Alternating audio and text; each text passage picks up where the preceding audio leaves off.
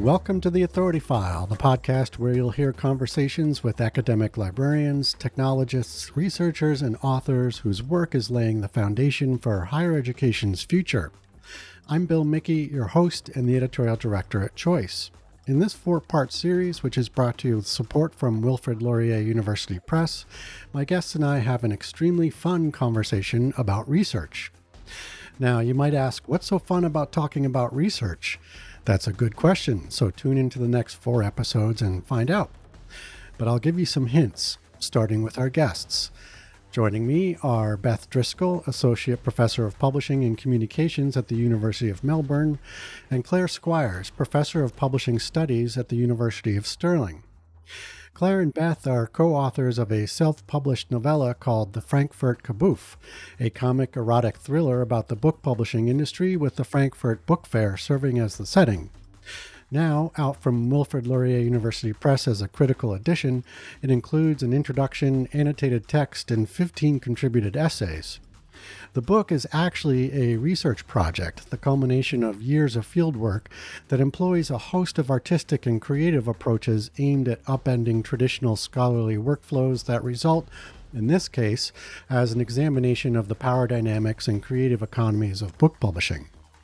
But our conversation goes way beyond the book industry, focusing on the intersection of scholarly publishing, creativity, and yes, fun, to explore how a more disruptive approach can result in serious scholarship. In this final episode of our series, our guests discuss how their creative approaches to research can be applied across disciplines and why we should never forget to create room for debate and thought as we hone the craft of scholarly communications.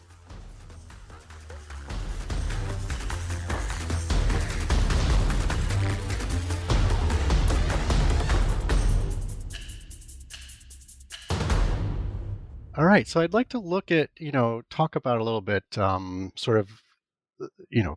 of continuing the concepts and ideas and type of research that we've talked about up to this point. For example, scholarly communication is based on so much institutionalized tradition, formality, and standards. How do you think this can continue to be disrupted in ways that might result in real change within scholarship? Yeah, I think this is so interesting. I think maybe just to kind of peg it to something specific and going back to the critical edition as well, and the discussion that we've already had about playing with forms, and I think that then enables you to think through audience in different ways as well, and how you communicate with them. I mean, we came up with the idea for this critical edition, as we talked about earlier on, very early on in the process, and then ended up with a brilliant university press, Wilfrid Laurier, as the publisher, who were just kind of so open to thinking of us doing this crazy idea, which was a critical edition with full critical apparatus. So a very standard academic mode, footnotes, etc. But doing that with something that we'd written in 9 weeks ourselves and on ourselves as well. That's not normal. That's not what a critical edition normally is. And I think actually, we that was our concept, but to be fully realized, it really had to work with a kind of innovative, forward-facing scholarly communicator like the press, and just to kind of think through the possibilities of that. I mean, they just to give a kind of specific example of their interventions and enhancements. The publisher was really keen that we had a creative index, which is the bit most of us don't find absolutely fascinating about our books. But they said, we need you to do a creative index as well. And so we found a brilliant creative indexer, Paula Clark-Bain, who honestly turned to the index, first of all. I know people do that to find their own names sometimes in books. Right.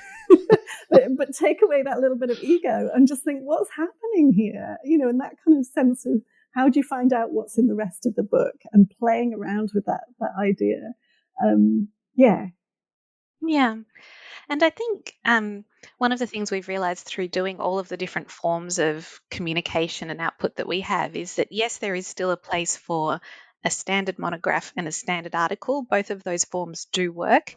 But to keep your energy up for the good fight and to let innovation happen, you need these other formats as well. And we've had a really enthusiastic response from our scholarly community. We've had lots of collaborative things that involve a lot of different people from around the world and different career stages who all, kind of have been able to develop thinking and work together through these formats in ways that will enrich whole careers. So, I think there's a place for all the different kinds of format, and there should be more of them and more encouragement to do it. Yeah. So do you feel like there's a sort of cross-disciplinary potential here, or is this approach just more naturally appropriate for scholars who study creative industries? Oh, I yeah. think it can definitely go across disciplines and not just into the other arts and humanities as well. I'd love to work with some scientists and think what an Ullapoolist approach to scientific discovery might be. I mean, it's kind of, maybe it's easier for those of us in the arts and humanities because we're working with art and art institutions, etc. So we have these questions at the forefront of our mind. But I'd love to kind of think what might Ullapoolism look like if you're in not just the social sciences, but the hard sciences. Let's do it, Beth. Yeah. Yeah. Well, I'm just thinking while we're talking, Bill, Claire and I have a forthcoming project we're working on all about the role of the canapé in the creative industries. And I'm just wondering what a creative scientist might do in terms of coming up with, molecular analyses of canapés or some such. But also, I think there's real potential with the medical humanities in this kind of work in terms of thinking through, there's some discourses around the arts for well-being and what that can do that are very ripe for critique, and it would be great to have insights from those disciplines about how that might really work. Yeah. So I guess for the two of you, are you sort of, is this going to be an ongoing thing for the both of you? I mean, are in your own research going forward, are you going to be applying the principles of Ullapolism, or in whatever subjects you're looking at in this, every day? Yeah, till we die. Okay, you're committed. we're very committed. I think we're very committed to working with each other as well. But actually, kind of thinking back to the manifesto, we both have my great colleague at the University of Stirling helped us print some out on a 19th century Columbia press, some beautiful hand press printed copies. And then I've got mine framed and up on the wall, just to the left of me. And so sometimes when I'm thinking things through, which is nothing necessarily to do with my work with Beth, and I'm thinking, do I want to take this line of work forwards? How do I feel about this suggestion that some of my colleagues or this funding agency has come up with? How, if I just run through those manifesto items, does it help me think about how to situate myself and how to behave? And I actually find it's almost slightly religious, but let's not say it's that. But I find it really helpful, actually. So yeah, it's definitely a kind of helpful life guide for me. Now I feel like I'm in therapy. I'll shut up and hand over to Beth. Yeah. Well, every time we talk, we come up with 10 more ideas that we want to pursue. Yeah. And then once you commit to an idea, inevitably it takes a while to bring about to fruition, even if some parts of the process are rapid. So I think we've already got an agenda that will take us another 30 years to realize. And that's assuming we don't have more ideas along the way, which I'm sure we will. Sure, exactly. There's a time machine, for example, that we want to build / write. Yeah. Well, expand on that. What do you mean by that? Oh, well, one of the bugbears of our discipline is periodization. So people in the book history field tend to concentrate on a particular period in time, so 19th century or Victorian, or older than that, or the contemporary. Those are the 3 time periods, aren't they? Is that right? It's the future. The future. Oh, and deep time. But, we did a bit of a thought experiment at a conference paper. What if we obliterated periodization, and if people could kind of take their knowledge and their expertise and just like hop to a different time period, how would they experience that? What insights would they bring? and how could we learn from each other rather than stay in our kind of periodized silos. So I think the actual time machine was a lipstick that people had to apply. But, yeah. That's great. So you've mentioned that you're not trying to be good at craft. You're trying to be good at ideas, noting if you try too hard to make it look good, you miss the opportunity to have debate and thought. I'm wondering if you can expand on this. Yeah, definitely. I think this is, helps kind of to understand the art item as well. Yeah. Those two might seem in contradiction with each other, actually, but I don't think they are. So I think that kind of not being good at craft. So this is one of our agenda items, which is two things smooshed together: amateurism and rapidism. I mean, Beth, she can speak for herself, obviously doesn't really like craft at all, whereas No, I don't. quite like craft.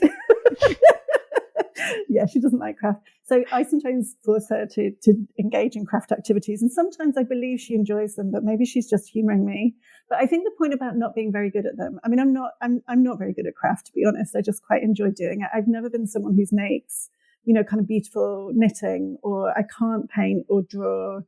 As Beth said, there's a very rapidly drawn comic strip in the back of the Frankfurt Gebuff critical edition. And I think it's, first of all, not being inhibited by necessarily feeling that you want everything to be beautiful. Although I would say, we both like to write to our satisfaction. And that sometimes is very rapid and sometimes is really quite a slow process in terms of getting it right. But I think it's actually more to do with the ways in which other people can get purchase onto what we're doing. So if they see that, to take that comic strip example, that someone who's obviously can't draw at all, but nonetheless kind of is trying to communicate something through this, and then gets it published in a book, maybe they can do that too. I think the problem is if someone's really good at drawing or really good at knitting or whatever it is, you might aspire to do that, but you can't see the holes. So it's really hard to think, how could I do that? I can't become that. I can't become like you because your work's too good. So I think there's something about that as well, about showing to people, let's not be scared of doing something a bit messy and fast, etc. Yeah. I enjoy craft a lot now that I'm not trying to be good at it and not as self-conscious about how bad I am at cutting and sticking and making and gluing. And once I feel liberated from that, I'm able to, enjoy the material process, which can be a bit meditative. You think while your hands are busy, or you talk while your hands are busy, and you can be in a sociable environment while doing that kind of work together in a way that writing doesn't always facilitate. And the very roughness of it, as Claire said, lets people comment or share their own versions in ways that are productive and generative.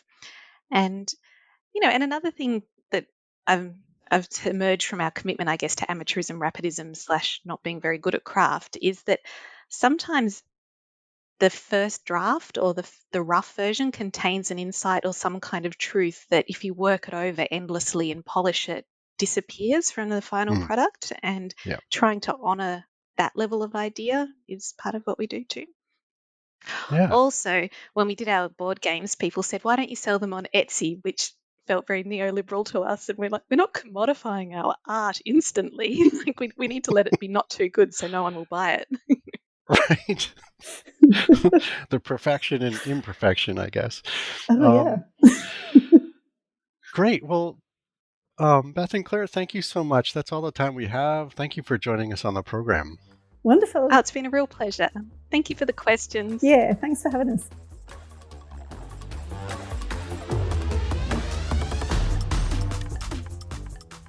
You just heard from Beth Driscoll, Associate Professor of Publishing and Communications at the University of Melbourne, and Claire Squires, Professor of Publishing Studies at the University of Stirling.